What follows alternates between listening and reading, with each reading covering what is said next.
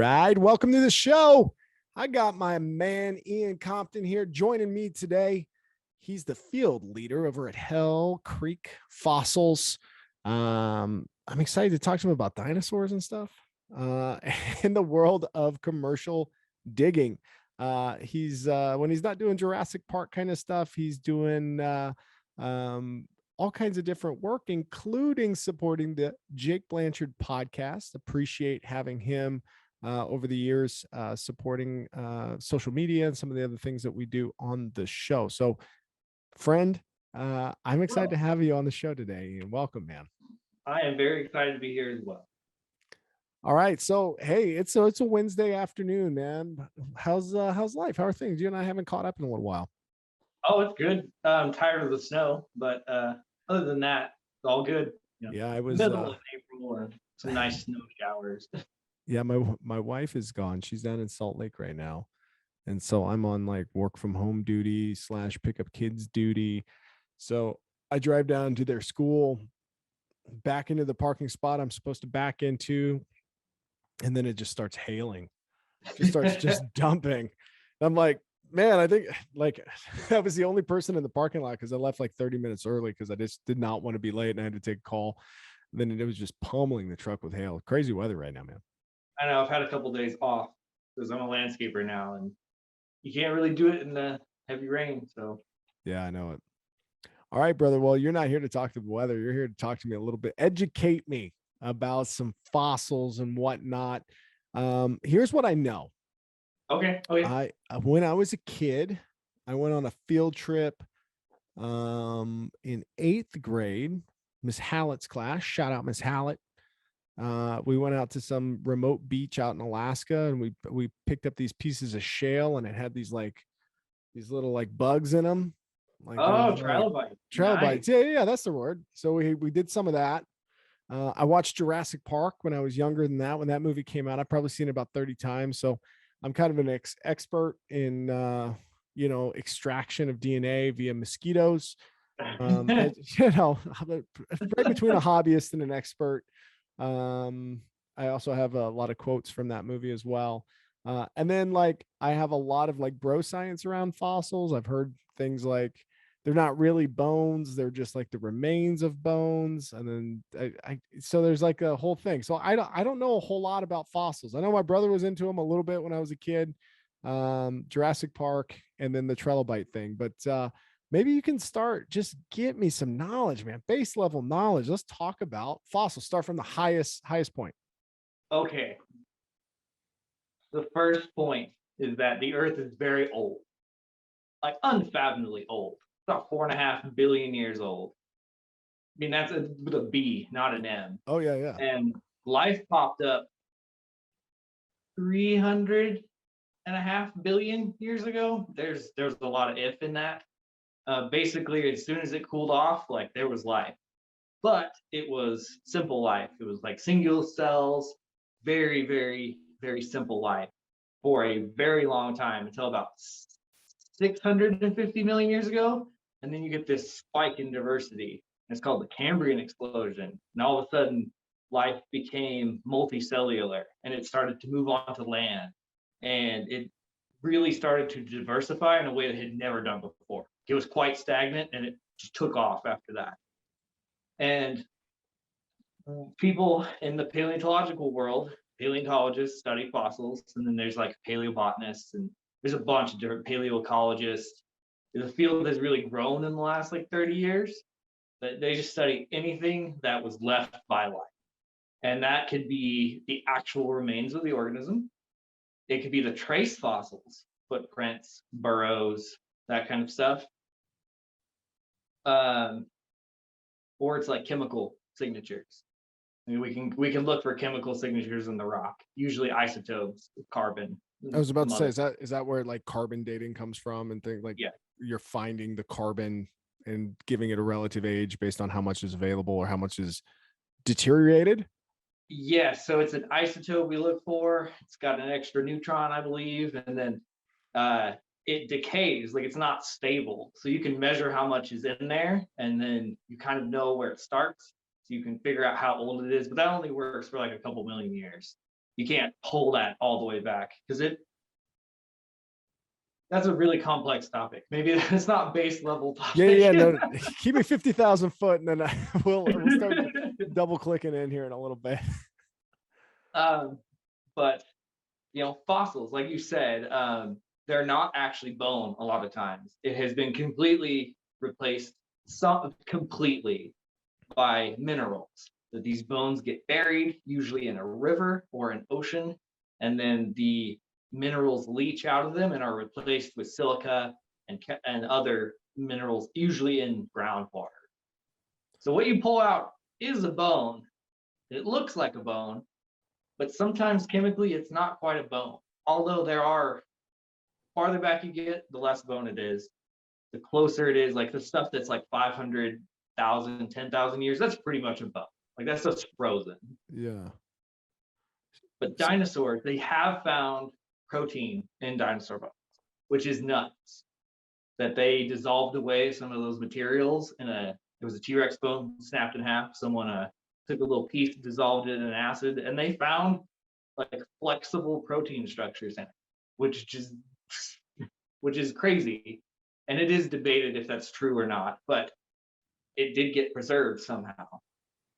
Okay, so this is a topic as broad as it is deep, huh? Yeah, this is a very broad topic. So let me ask this. Let's just get to know you for a second. Like Okay. what interested you in fossils, man? Like I can't wait to unpack this a little bit more, but I just want to get us all anchored in on why you went to it. And then do you have like formal education in this space, or is this like something that you've acquired over time? And maybe take me through that process as well. Okay, I'll start from the beginning. Um, my grandmother, who actually just passed in February, um, loved nature.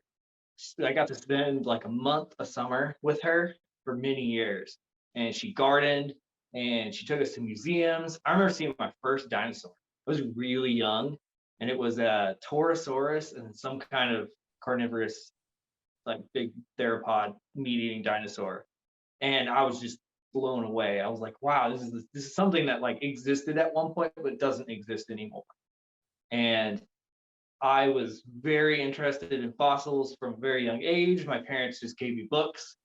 I have a huge stack of books that I have read from very young. I read some high level books pretty young that maybe Yeah. I shouldn't have read. and and I compounded that with the fact that I started to understand through the lens of paleontology the world we live on. The fact that we live on a planet in a solar system that changes, and that if you jump back 200 million years, you're basically on a different planet. And I was a sci-fi nerd, so I always wanted to see like what an alien planet was like. But I mean, if you jump back in time, it was an alien planet. Atmosphere is different, the animals are different, the plants are different, the continents are in different places. Like it is a different planet, and it's probably the closest I'll ever get to see to an alien planet. Yeah, well, we'll see. We'll see about that. Well, we'll see. We'll see. There's some strange stuff going on in the world right now, brother. I wouldn't count yourself out for that. Oh, I wish. Oh, that'd be great. So through my life, I just read everything I could, especially about evolution. It fascinates me. And then when I started getting into high school, I was starting to think like, do you want to do this as a career? And the answer was no, because there are no paleontology jobs out there. You teach or you work on an oil rig. And that's basically all the paleontology jobs there are. Although that has changed in the last few years, it did not sound appealing to me back then.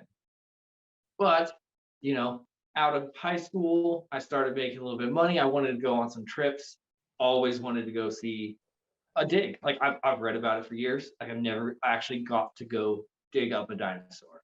So Yeah. I looked at a bunch of websites. I was like 23 or 4. This is kind of my first trip by myself.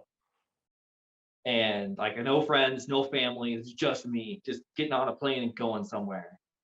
And I chose Hell Creek Fossils. And I was like, oh, this is great. It's 66 million years ago. It's like right at the end of the dinosaurs, T-Rex, Triceratops, all that good stuff. You can see the asteroid layer. I was like, that's perfect. And Oh, so you can just go out and just like, do you watch people dig, or are you digging this stuff up too? no, no, you can dig it up. Yeah, we What want don't- you to like help us. This is a lot of work. Please come help us. oh, this is like a thing. This is like regular people can go in and Yeah. just dig up Oh yeah. fossils somewhere. Yeah, we can give you the training and whatnot. So I went out there. Um, the funny thing is I flew to Rapid City the night before, and they were going to pick me up the next day, and I have gotten zero confirmation that I was going to go or anything. I got an email when I bought it like 6 months ago, and no one has called me, no one has emailed me, and I'm getting nervous. I'm thinking I get swindled. I'm like, man, I'm just going to spend a week in Rapid City, just go see Mount Rushmore and whatnot. And they called me like 3 hours before I was supposed to get picked up. And they're like, hey, our like cell phone tower got knocked down. We just haven't had cell service. Thank God. I was about to get scammed. And then I had the best time of my life. Like Oh, legitimately. dude, take me through that dig. Take me through that first dig, man. I see the passion in your eyes. I got to unpack this. Okay. So we were in Armith, North Dakota, just right on along the border of Montana and North Dakota. We will walk along that border sometimes. It's got a nice trail. And I get to Marmot, got the camp set up, meet some people. They're all about my age, usually in different fields. There was like a steel worker and there was a chemist, and usually sciencey people want to go do this. So, and I was an arborist back then, so I had an interesting trade too. So I started getting to know these people, and they're like, yeah, we'll go out tomorrow morning and we'll go see some stuff. And this one guy was like, are we gonna find a bone? And everyone laughs. And he's like, of course, we're gonna go find a bone. And we go out there and we bump through the Badlands, get out there about 30, 40 minutes, and nice buttes, all that classic stuff. And we get out and there's like a bone right there on the ground. We just literally get out of the car and it's just like right there. We're like, oh, okay. Well, and he's like, oh, that's not a good one. Like, but it's a bone. And he's like, oh, there's plenty of others. Just let's keep going. And we walk around. What we do is prospecting. That's what you usually do first, is you walk around the bottom of the butte and you look for fossils that have eroded out of the layers and that fall to the bottom. So the hope would be that you find like a little piece of something and then you can follow it up and find that layer. So with that knowledge, like we did some like training and what to look for. Like bone looks different than the rock, but it's hard to tell sometimes. So we go like, this is a bone, this is not, this is ironstone, this is not a bone. And we're walking. And first day out there, I see this big bone crumble coming out of the cliff. And I was like, whoa, this must be something. So I like loop back around, come up, and there's a femur, a full-blown femur in the ground right there. And I just blew my mind. I was like, day one, and there's a femur. The unfortunate part is it's really degraded, and there was like, it's not worth getting. It's better to put our time towards something better. And I was like, oh, what is my femur? And I still walk by it out there. And I'm just like, sorry, femur. It's just too You think one day you're gonna dig that femur up or what? No, it's really broken up. Yeah. And the idea would be like you dig it out and you flip it, and then hopefully the underside of it would be okay. But I mean, it's like barely there now. Because the freeze and thaw in North Dakota breaks open those rocks so much every year. So every time we go, we have to go look at these places again because new stuff comes out of the rock just from the freeze and thaw of it. That's incredible. They get like a foot of erosional effect Yeah. a year, which is insane. That means you just, there's a whole skeleton down there you don't know about, dude. And it just, you see a nice little bone, we'll dig it up. So here's a stupid question. Like, do they rent out this land, or is it just public land, or like, how do you just walk around and start finding femurs, man? Okay, so this is important. We are not on public land. I have to say that because like we will go to jail if it is public land. People have done it before. Those fossils belong to the United States government. You are not allowed to dig them up without a permit. We are on private land. This is rancher owned land. We make a deal with them. They're really nice people out there. a lot of times we're in places that they don't get any economic value from their land. Like they have grazing land, and then the buttes, they can't graze off of it. So we pay them to go out there, or they take a cut of what we find, or whatever the deal is with the specific rancher. Okay, so so the idea then is to dig up these fossils, and there's a secondary marketplace then to sell them, or people that come out there are interested in paying for the things that they find. Like, what's the how do you fund this thing? Um, so the funding comes from people actually coming out. Like it's 1,550 for a week, but we feed you and we transport you. Like it's a pretty good deal for like an adventure vacation. Yeah, it is. Um, the they are people that sell fossils as a living. Like that's all they do. They usually buy unprepped fossils, prep them, take all the rock off of it and make them look pretty, then flip them for significantly more. So we have sold things like that, or museums will buy them because maybe they're of scientific interest and they have a chunk of change and they're like, hey, we would really like this fossil. Can we buy it? Oh, got it. Yes, those are our main source. And we'll get into the academic versus commercial in a little bit because Okay. that's a complex issue in America right now that we all have to kind of deal with in an adult way. Like we got to be nice to each other about this. Oh, there's a little tension in this field, it sounds like. Yeah. It can be. Okay. Yeah, roger that. So you have private land. All these ranchers super nice.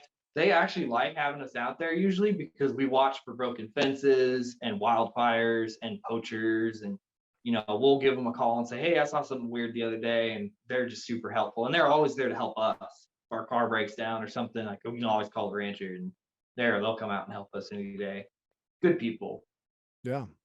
So you're on this first trip. You guys didn't dig up the femur. Did you find anything else of interest that got you hooked into this thing? Yes, actually. So we spent the rest of the week digging up stuff, finding stuff, talking about what this environment was back then. Like it was a coastline, there was a sea that went through America back then, and we were right on this coast. So it's palm trees and stuff you don't normally find in North Dakota now. And it's crocodiles and it's turtles, and it's like the Mississippi Bayou, basically. It's like a swamp. And you can find those peat layers and they smell like swamp. Like you'll dig into it and it'll totally smell like swamp. So I just spent a week like living it up, just like learning everything I could.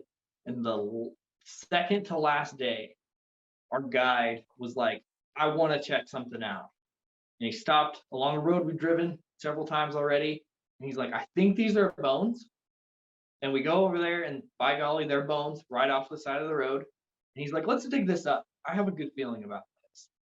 And so they're sticking out. We just leveled off the top, and you start working down so you don't damage anything. We start working down, and I hit a bone. And I was like, oh. And we start expanding out. It just gets bigger and bigger and bigger. And then the guy next to me finds one, and the other guy next to me finds one. And we found like a partially articulated triceratops. It was basically a skull that was just exploded with like stacked ribs and vertebrae next to it. And that site became what we call Old Red, because the song Old Red from forget the country artist name was playing, and we're just like, oh, this is it. This is the name, Old Red. I like it. And I've been working on that for forever. Like we have a giant jacket out there that's just full of stuff. We just keep finding more as we pull back. And that was my second to last day. We went back the last day, found more. We found like whole vertebrae. It looked like the size of dinner plates. And I was like, this is incredible. And I left and I emailed them. I said, hey, if you want help next year, I'll come in for free. Like I'll help you guys out. Like I can drive trucks and do all this. And they were like, yeah, we'll see. And I just kept hounding them. And then eventually they were like, yeah, come in as an intern. And it was 2020. I was going to go out there the whole summer, but some other things happened that year. Yeah, So just a few. Yeah, just a few things. Only went out 2 weeks, but I just worked my ass off. Man, I like cooked breakfast. I drove the trucks. I gave everyone like a great time. Sometimes I was, you just got to be willing, right? You got dude, to you just just be, gotta do it. you just got to be You gotta willing to do it, man. work and do it. You're so passionate about this. You got me fired up right now, man. Yeah. Oh, I love it. And so I did those 2 weeks, and they were like, "Yeah, Ian, you're awesome. Like, please come back. Like, you'll be great." And then last year was my first full season out there. I spent about 2.5 months with them, and it was a blast. Every day was an adventure. Found all kinds of great stuff, and met so many cool people. Man, I met a dude that works at NASA. He works at Artemis, and I was just like, how freaking cool! He's taking people back to the moon, and just I met the animator for Portal 2. She came out. And she's like, "Oh, I'm a video game designer," and I was like, "Oh, cool. Have you made anything I've heard of?" And she's like, Portal 2. And I'm like, "Yeah, I've heard of that." She's like, "Yeah, my husband helped make it." I was like, oh, "Okay, wow." That's incredible. And everyone out there wants to be out there. That's the best thing about it is you pay to come. So there's like that filter right there. And you have to want to come. So there's another filter. So everyone we get is just thrilled to be out there, and they're happy to see it, and they just want to see how big our world is and how old our world is. And to me, it like grounds me in reality to be out there because there is no light pollution. So you get to see the Milky Way in its glory every single night, just like your painting or a photograph. I'm sorry, in the Yeah. behind you, like you get to see all that, and I get to think about all this stuff under my feet. This is millions of times older than humanity that is just no longer here. We just get to see the little pieces of it. But we get to take those pieces and make a big picture that everyone can like understand. That I can tell you that it's like Mississippi, it's hot and it's humid, and it got hit with hurricanes, and there were crocodiles, and there were turtles and snakes, and then there were these big blizzards that were around that that are in Jurassic Park now. I still, I went through, listen, I went through the normal school all the way through high school. I went through college. I have an MBA. Like, I'm a lifelong learner, man. But one thing that I don't understand, two things, I'm going to ask a two-part question. One, here in Idaho, there's something called Bruno Sand Dunes. I'm sure you're familiar with it, right? Been there. And Bruno blows my mind. It absolutely blows my mind. If you've never been here in Idaho, it's the largest freestanding sand dune in the United States, meaning like it's just out in it doesn't look like anything else. There's like literally farms all around and things like that. And then there's a 300-foot pile of sand.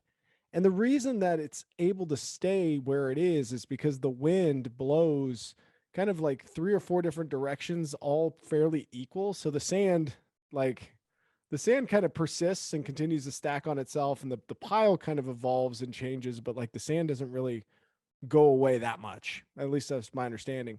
But it has something to do with like a big flood in the Great Salt Lakes and like the extinctions of animals. I don't know, but like there was ice, and we know there was a whole bunch of ice, and then asteroids hit, and then things melt, and there's sea turtles in Montana. Like, can you just at least in the latter part of how fossils got to the area that you're in, take me through like planetarily what the hell was happening that made stuff like that happen? That is an excellent question. About 90 million years ago, there was a big ocean in the middle of America. So basically, the East Coast was its own continent, and then the West Coast was its own continent, and they were relatively flat. East side, west side. Sorry. And then back then, the Rocky Mountains started to form in the West. So you have this uphill effect. And so the erosion from these mountains, from all the rain and rivers and whatnot, starts dumping into the middle of the United States. So what happens is you get these big, slow, meandering rivers that are full of sand and silt, basically Mississippi today. And those rivers move and change, and they oxbow into each other, and they move around. And that was Like, basically the whole coast of this sea. And it's called a fluvial environment, which is river deposits. So everything we dig in is sandstone or mudstone. So it's sand that was deposited and it just got compressed, so it becomes rock, or it's mud or like clay deposits that were compressed together. And there's just layers of this because it was a river that came down, deposited like a couple inches, and then moved on. And it went somewhere else. And it came back around and deposited more. And then they moved and it deposited another. And occasionally a hurricane came in, threw a bunch of stuff on top, or a flood came in, dumped a bunch of stuff. But everything we find was sitting at the bottom of a river at some point, which means you don't get those perfectly like preserved dinosaurs with like their skull attached to their neck going down their body. Like you don't really get that because if you've ever seen like the bottom of a river, like they have bones in there and rocks and whatnot. That stuff just stacks up in there and it doesn't really stay whole. So we find a lot of single bones and maybe like two or three together, but you don't really get like those perfect articulated. Although there are examples of good stuff, like Sue the T-Rex was basically whole, and it probably died and it was immediately buried probably by a flood or a hurricane. Is that the one that And then travels around, like pops up in discovery centers and stuff, or is like Suda yeah, T? Is it? it Is is that big? owned by the Field Museum. There's a really great documentary if you want to get into it. It's called Dinosaur 13 about the discovery of Stu and the legal things that happened because of it. It's a wild ride. You should really watch it. Okay. When things are worth millions of dollars, a lot of people get involved. I'll just say that. Oh yeah, yeah, yeah. Money changes everything, my man. Like that's Exactly. in all cases, especially when everybody's trying to figure out who gets to own Sue's bones. Yep. Well, the Field That Museum didn't does come out. That now. didn't come out right. And the last part of the whole river deposits, the middle of America is fertile, and we have all this farmland. All of that was from the erosion of the Rockies that just filled the middle of America and pushed this sea into the Gulf of Mexico. So everything we farm in is basically the erosion from that, Wow. which is really nuts.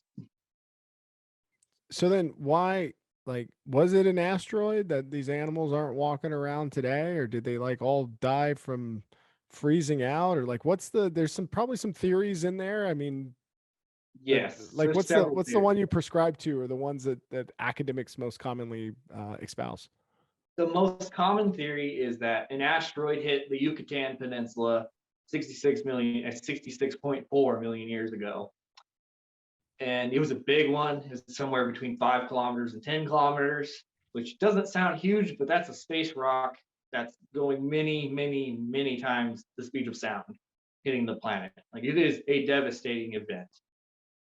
There is, and that is actually a new theory. Like we knew they died out for since we defined the dinosaurs. Like they're not around anymore. Like obviously they Yeah. died, but no one knew why for the longest time. And they kind of had some ideas that were like, for a long time, people thought things didn't go extinct. That's a real thought that people had for a very long time, which is utterly bizarre to me. But that is like old timey thinking from several hundred years ago. So they knew these died out, and they knew they died out at like a certain point, but they just disappeared. So this guy named Alvarez, he went to all over the world. He collected these samples, these clay samples and ash samples from all these different deposits. He basically correlated about 65 million years ago. Looks like an asteroid hit because there's an element called iridium, which is quite rare on Earth, but it's very common in space.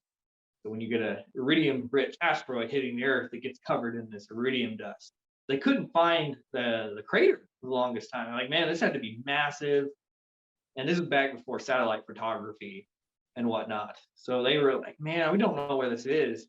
And some oil, I believe they were oil drillers in the Gulf of Mexico, started finding irregularities with their core samples. They're like, this is what weird happened here. And he got a hold of that research, and he got a map, and it was like this nice little half circle on the peninsula that went into the Gulf of Mexico. Wow.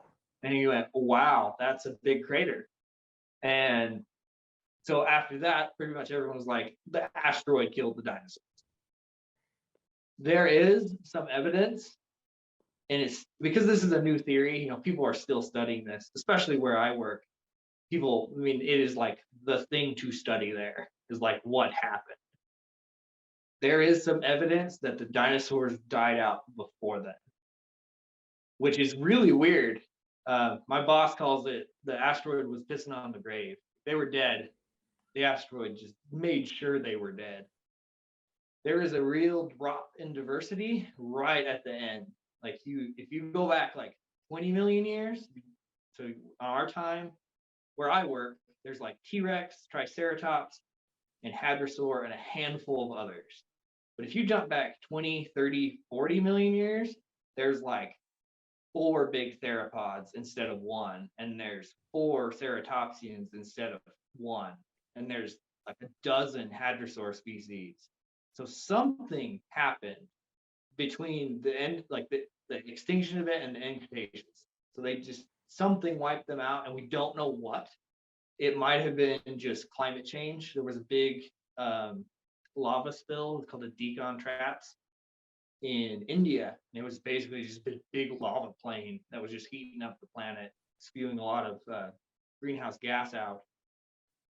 And the plants changed. And I'm into plants. Like I've worked as a landscaper and an arborist, and so the plants are actually really interesting to me because they shift from what we think of as like pines and ferns to flowering plants that are just around us all the time. There's right when this swap happens, all of these dinosaurs died out.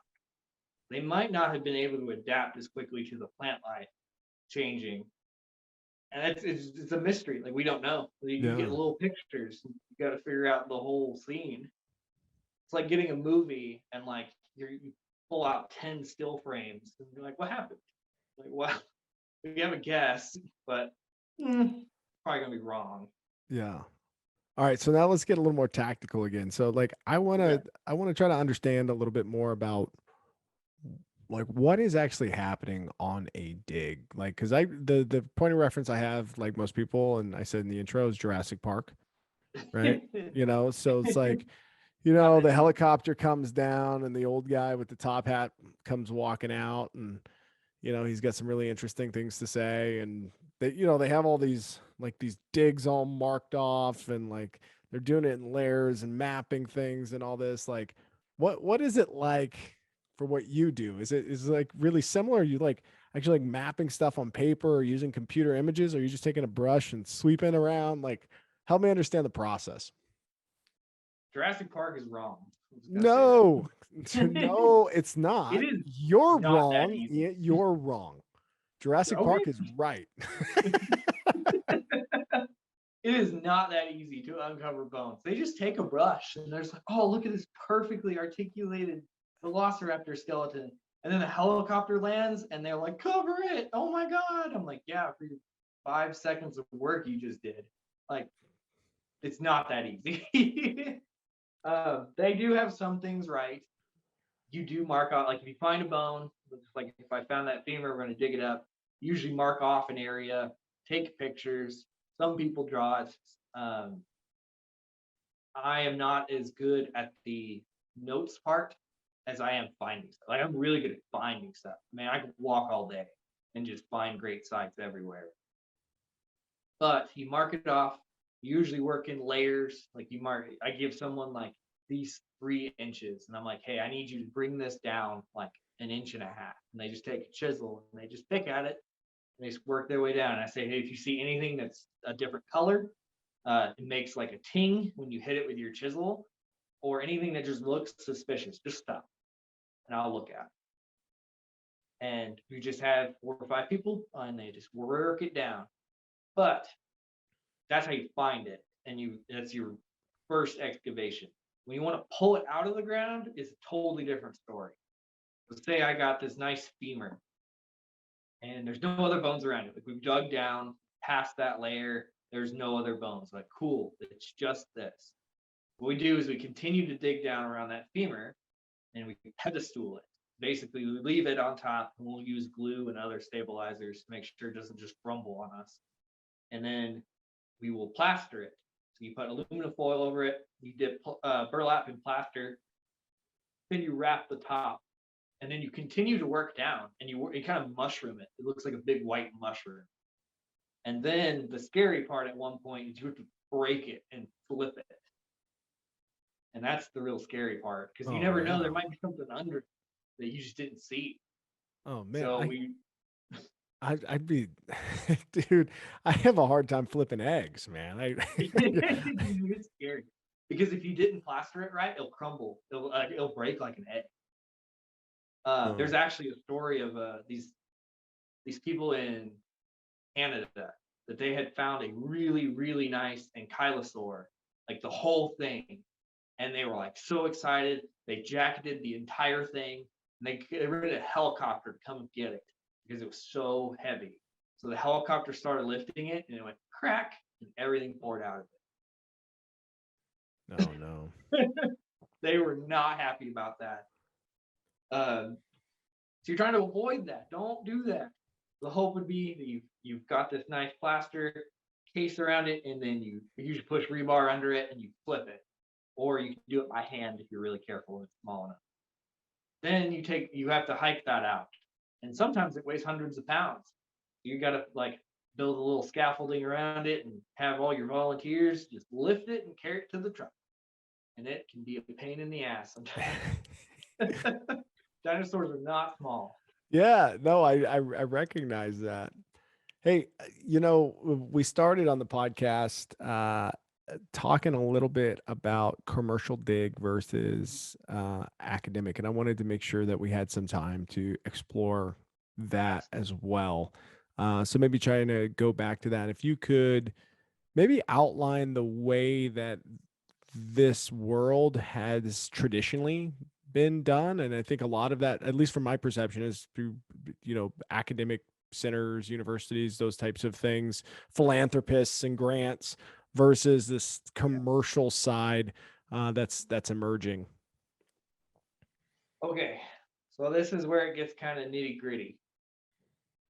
So academic paleontology is universities, whatnot, usually have a geoscience department, and we work with one. We work with Winona State University, and Candace and Lee are like awesome. They're some of my best friends. I love them, and they help us a lot too. So we work closely with the university, but we are a commercial dig. The traditional way is that like people they would get funding through their school and they get a permit and they go out and study something and bring it back and then write a paper about it. There were commercial digs before then that they would hire people to just go onto land and then pull anything they could have out and then they could have it. Like the Bone Wars, if you've ever heard of that, basically two guys doing that in the 1800s. I think it's around the Civil Oh, War. you know what? I have heard something similar to this. Yes, absolutely. But I have no Yeah, context on their names or anything, but I have heard of this. it was two old Yeah. paleontologists that were just rivals and they wanted to name as much stuff as possible. So they just sent And they hundreds of crews out and they to kind of just shit grab on each whatever. other a little bit too, like like in the Oh, yeah. academic papers and stuff like that. Like, Mhm. contrary to what such and such said, it's like this, and it's like I mean, they were really fighting. Oh, yeah. They were really fighting. They ended up like shooting each other and like blowing up each other's bones. And they were, it was a war. So you get all these academic people, and generally the stance in the academic community is that like fossils are important for scientific research. I 100% agree. Like they are our window into the past. Where I get the disconnect is some people say all fossils must be used for scientific research. I disagree because, like, I mean, I have like fossils on my desk and whatnot. Like, you don't need to study every single little fossil. My boss says it's like studying every grain of sand in the beach. You only need a small sample to understand what it is. But you get that nice T Rex that some guy on private land dug up, like a commercial did, and it's worth millions of dollars, and he sells it. And then all of a sudden it's like, oh my God, we lost it to science. And I understand that like it was an important specimen, but he has the right to do it. It was on his land, it is his technically. And that's the disconnect. And I really think there should not be disconnect. Academic and commercial paleontologists should just work together. The bones are gonna erode out of those cliffs no matter what. They're gonna get destroyed and just get dissolved back into the universe no matter what. We might as well have commercial people on private land going and getting it and collecting as much data as possible and then selling it. And that's a lot of people like, you shouldn't sell them. Like, it's unethical to sell them. But I'm like, well, we have to make money. Yeah, Like, where's the people want to ethics? buy them. Where's the ethics come in? Just because it's old? It's old and they think it's useful for scientific reasons. And there's some things 100%, like, I agree. Like, that should be used for scientific research, but that is ultimately up to whoever owns it. Like, they need to either donate it or sell it to a university or something like that. Like, lots of people dig something up and they sell it to university. Great, they get it. And then usually they get access to the land too. They can go look for more if they want to. And there's a big fight right now. There's a really good YouTube video that the Wall Street Journal does. Just you search commercial paleontology, Wall Street Journal, and it will come up. And it's a couple people who have made a lot of money picking up dinosaurs, millions of dollars. And sometimes they charge, like, they're like, this guy had a baby T-Rex and one of the most complete ones we've ever found. And he was going to sell it to the American Museum of Natural History for millions of dollars. And they said it was too high. And like, he can't get it sold because it's too high and no one can afford that. And he's like, well, it's worth that much. So now no one can study it and it just sits in his garage where it is. It's not great. Like, people want to study that, but they can't. Yeah. And there's a T-Rex, you probably heard about it in the news. His name was Stan, and it got sold and no one knew where it went. This was just like the other year. And everyone went, oh my God, Stan is like one of the most complete T-Rexes ever, and it's been sold, and we don't know where it went. And National Geographic finally tracked it down recently, like the last couple of weeks, and they figured out it sold to a museum in the Middle East, $34 million. That is insane. But the good thing is, it didn't just go into a private collection. People can still study it. So we at Hell Creek Fossils, we are a commercial dig, but I would like to think we are the bridge, because we take grad students that want to do studies, and we have these two great professors with us that do geoscience, and we try to meld it, but we have to sell stuff to like be profitable and keep giving this experience to other people. But we also need to like make sure that our scientific accuracy is high as possible, and we make sure that if we do find something great, we don't just like take it out and sell it. Like, we need to consult some people and say, hey, can you look at this? Is it something of value that we should hold off, get a more specialized team? Like, there's some sites we just don't let normal people on because I know they'll step on it and break it. Yeah. I'm like, ooh, like, you're gonna break something. Like, I'm sorry, but we're gonna have to go there. And then we have sites that are like completely for just commercial purposes. Like, we just I'm just like, grab a bone, like, it's fine. Like, and the rancher that owns that land is completely okay with it. They're just like, cool, give us a little extra buck, like, we're happy. What's the and I'm gonna pivot here just for a second, just because this popped in my head. What's the coolest thing you found? Ooh, that's hard. I found a lot of cool things. You or maybe even Hell Creek Fossils in general, just at aggregate at the dig site. Okay, my personal favorite, I'm biased because I like plants, and no one like cared about the plants until I started working. We find these great leaf sites where you just crack it and there's these perfect leaf imprints in. And the lady that works for Valve, the animator for Portal 2, she cracked one and it just had the absolute most perfect leaf on it. And I use it in everything because it looks so great. That's my personal favorite. If I asked Adam, he would probably say the like 8-inch T-Rex tooth that someone found a couple years ago. Yeah, it is a big sucker. And they sold that and it paid for like 2 vehicles. Wow, that's phenomenal. Yeah, like, it basically funded us for that year.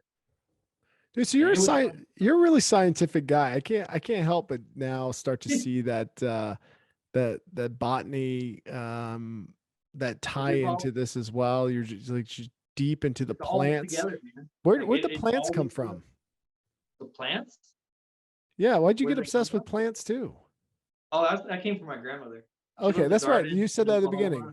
Yeah, Yeah, you were outside, so then it kind of created this dual interest of not just like the things that are living today, but the things that had lived in the past, and just an exactly. appreciation for biology in general. Yeah, and And plants are cool. Like I give a presentation about the Cretaceous plants out there every week, and I just made it for fun. I just wanted to talk about it, and everyone loved it. They were like, "This is the coolest thing." Like I can go to the park and like see plants that were around with dinosaurs. And I'm like, to me, this is like everyday thing now, but to them, it's like, oh my god, it's this new revelation that they never even thought about. Plants are cool, man. Like plants perceive reality. Like people have heard me say this forever. Like they know when it's light, they know when it's dark, they know it's hot, they know it's cold, they know it's being attacked. Like they talk to each other in a way, and they fight each other in a way. They just understand reality way different than we do. mm, We act a lot faster and different. well, brother, Plants are all you, you know, as we were kind of checking time here, um, what are you excited for? You got this. You're going back out there again, right? going back out there. I Yeah, believe in 7 weeks. I'm leaving and you're gonna be out there for 3 months again. about 2.5 months. Okay, and then I'm like so excited.